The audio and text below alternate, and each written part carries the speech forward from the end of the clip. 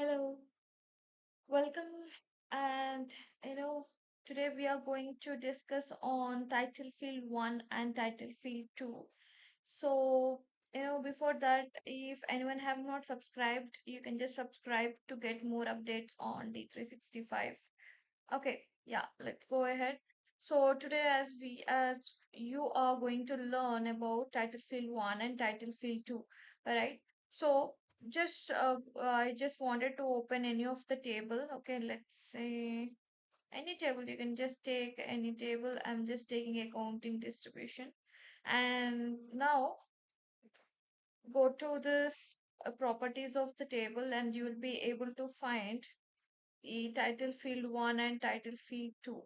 Okay, as you are able to give here, but where you can able to find this, where the title field 1 and title field 2, you can find it in finance and operations. I'll just show you. So this is a finance and operations, as you maybe know it, right? If someone have a knowledge. Okay, so go to any of the form. So when you go to the any of the form, yeah, let it open.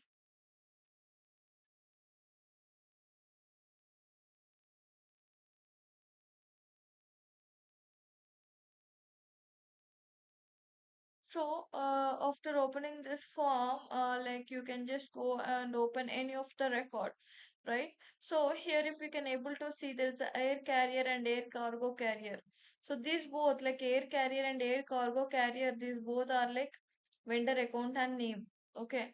And if you can just open JP underscore 001, so you'll find JP underscore 001 and the name of the vendor is here.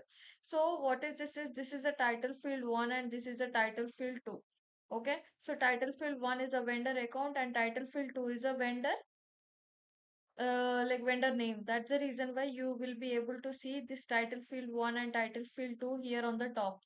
Okay, so this is this is very important. Basically, this is also one of the table best practice. So if someone asks you, you can explain the this in the same way.